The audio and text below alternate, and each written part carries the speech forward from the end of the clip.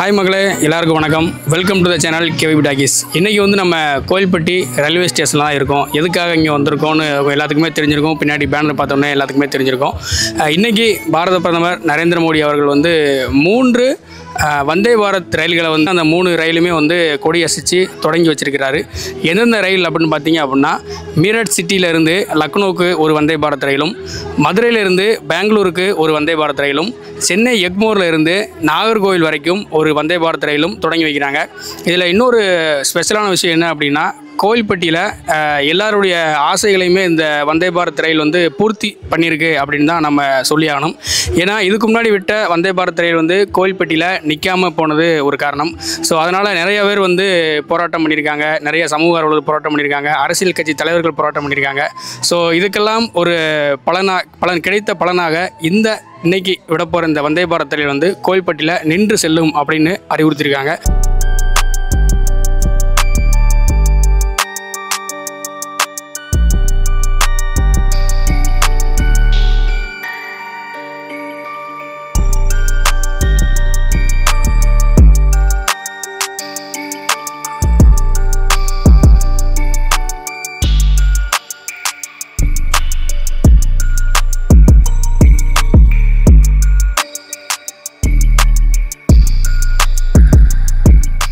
வந்தே பாரத்துடைய வரக்கூடிய ரயிலுடைய வரவேற்புக்காக இங்கே வருகிறது எங்களெல்லாம் வரவேற்ற வர்த்தக குழுவினுடைய மேலாளர் மூத்த அதிகாரி அவர்களுக்கு ஒரு வணக்கத்தை தெரிவித்துக் கொள்கிறோம். மட்டுமல்ல, சட்டமன்ற உறுப்பினர் அருமையாட்சி அவர்களுக்கும் அவரோடு வருகிறக்கூடிய அவரை சார்ந்தவர்களுக்கும் என்னுடைய வணக்கத்தை தெரிவித்துக் கொள்ள கடைபிடிக்கிறோம். எங்களோடு வருகிறக்கூடிய நகர்மன்ற உறுப்பினர்களும் கழக தோழர்களையும் அனைவருக்கும் முதல்வர் வணக்கத்தை தெரிவித்துக் கொண்டு, வருகிறக்கூடிய பிஜேபியினுடைய அனைத்து உறுப்பினர்களையும் முதல் வணக்கத்தை தெரிவித்துக் கொண்டு, பொதுமக்களுக்கும் என்னுடைய வணக்கத்தை தெரிவித்துக் கொள்கிறேன். என்ற அளவுக்கு இந்த வந்தே பாரத்தினுடைய வண்டி வருவதால் காலையில் 5 மணிக்கு கிளம்பி 11:45 டைம் கொடுத்துருக்காங்க. 12 மணிக்கு நாங்கள் ஒரு நாள் ஏற்கனவே ஸ்பெஷலாக அந்த வண்டியில் வந்தோம். ஏன்னா காலையில் கிளம்புனா 5 மணிங்கிறது இங்கே வரும்பொழுது பல வேலைகளை செய்வதற்கு தோதாக இருந்துச்சு. அதே மாதிரி சாயந்தரம் 4 மணிக்கு கிளம்பி அங்கே ஒரு 11 மணிக்குள்ள சேர்ற மாதிரி டைம் கொடுத்துருக்காங்க. 2ஆம் தேதியிலேருந்து டிக்கெட் விடாமல் எடுக்கிறாங்க. ஆமாம், அது எங்களுக்கு கிடைத்த நாங்கள் அதை வரவேற்கிறோம். ஏன்னா மக்கள் ட்ரெயின்லேயே பயணம் செய்து ரொம்ப புழக்கத்துக்கு உள்ளாகிட்டாங்க. ஏன்னா விலைவாசி தான் கூட தெரியுது. மக்கள் ரொம்ப கஷ்ட நிலையில் இருக்காங்க. ஏசி வண்டி உள்ளே இருந்தாலுமே சரி சொகுசா போனால் ரேட் கொடுத்தா ஆகணும் இல்லையா? அதனால் ரயில்வே துறைக்கு இந்த நிகழ்ச்சி, இந்த வண்டி கோயில்பட்டிக்கு வருவது நகரமன்ற தலைவருங்கிற முறையிலும் திராவிட முன்னேற்ற கழகத்தின் சார்பாகவும் வருக வரவேற்று அனைவரையும் வரவேற்று இந்த நல்ல நிகழ்ச்சிக்கு எனக்கு வாய்ப்பளித்த நன்றி வருவதற்கு நன்றி வணக்கம். அனைவருக்கும் இனிய மாலை வணக்கத்தை தெரிவித்துக் கொள்கின்றேன். இன்னைக்கு தென்னக ரயில்வேகளை ஒரு புதிய சகவாசமாக இன்றைக்கு ரயில்வே துறை பல புதிய நன்மைகளை நம் நாட்டிலே அறிமுகப்படுத்தி வருகின்றது. அந்த வகையில் பல்வேறு ரயில்கள் இயக்கப்பட்டாலும் மதுரையிலிருந்து இன்றைக்கு தேஜஸ் எக்ஸ்பிரஸ் என்ற ஒரு ரயில் இயக்கப்படுகிறது. அந்த ரயில் மதுரையிலிருந்து வைகை போன்ற பல்வேறு ரயில் இயக்கப்பட்டாலும் அந்த தேஜஸ் எக்ஸ்பிரஸ் புதிய வடிவிலான அனைத்து நவீன அம்சங்களோடு புதிய வசதியோடு இயக்கப்படுகின்ற நேரத்திலேயே அந்த தினம்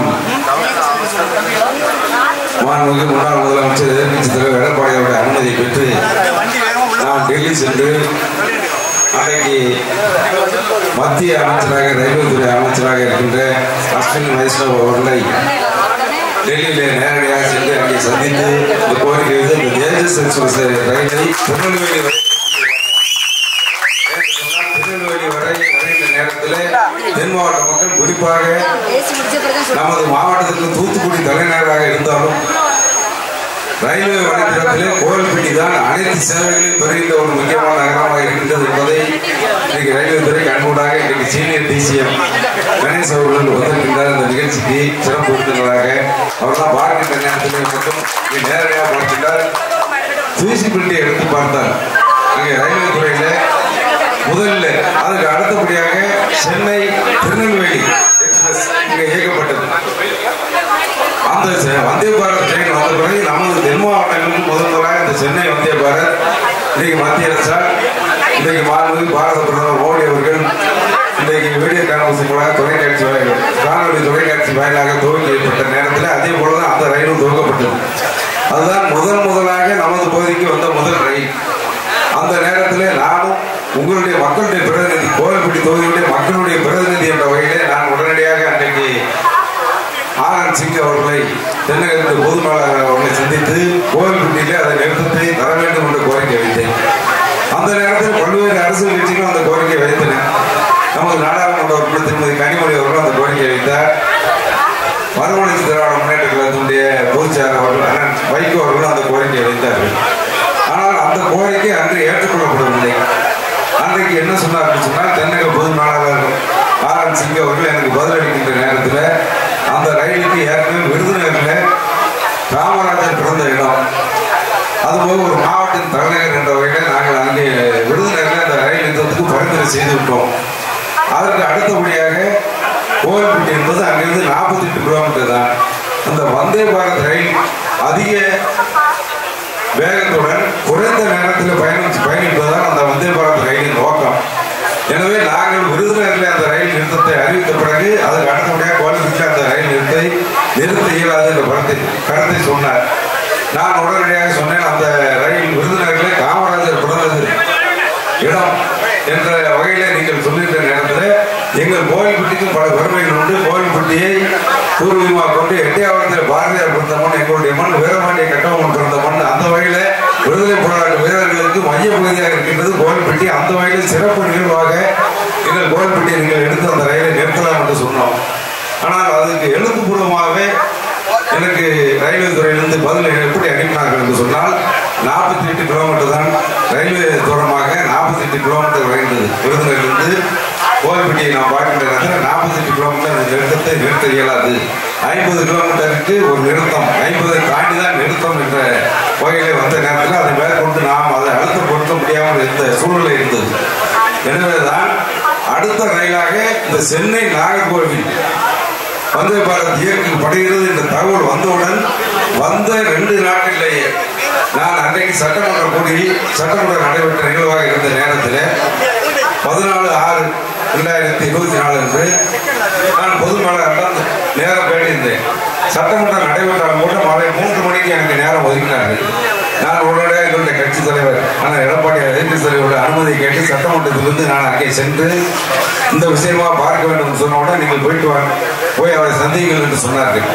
அன்றைக்கு போன நேரத்தில் நான் அந்த கருத்தை சொன்னேன். அந்த ரயிலை நீங்கள் விருதுநகரில் நிறுத்தினீர்கள், 50 கிலோமீட்டர் உட்பட்ட பகுதியாக கோவில்பட்டியை நிறுத்த முடியாது என்ற பதிலை நீங்கள் சொன்னீர்கள்.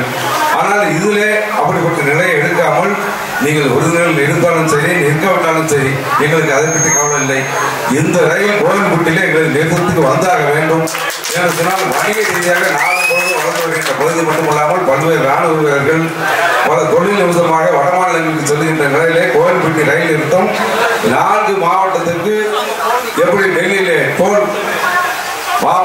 நகரத்தின் நாட்டின் எல்லை என்று சொல்வார்களோ, மும்பை நுழைவாயில் என்று சொல்வார்களோ, அதே போல கோவில்பட்டி என்பது தென்காசி மாவட்டத்தில் இந்த இன்னைக்கு வந்தே பாரத் நிறுத்தப்படுவது ரயில்வே துறை அதிகாரிக்கு நான் மகிழ்ச்சியோடு தெரிவித்துக் கொள்கின்றேன். இது நமது மாவட்டத்தில் மட்டுமல்ல, இங்கே திருவங்கடம் கோவில்பட்டி தாண்ட உடனே தென்காசி மாவட்டம். இங்கே கோவில்பட்டிக்கு மட்டுமல்ல, சாத்தூர்ல இருந்து கூட அவங்களுக்கு விருதுநகர் செல்வதை விட இங்கே பக்கம். அது மட்டும் நமது மாவட்டத்தில் ஓட்டப்பிடாரம் வளாத்திக்குளம் போன்ற அத்தனை பகுதிகளுக்கும் உள்ளடங்கிய பகுதியாக தூத்துக்குடி மக்கள் கூட இங்கே இறங்கி இந்த ரயில் சேவையை பயன்படுத்துகின்ற நல்ல வசதி இன்று அமைக்கப்பட்டிருக்கின்றது.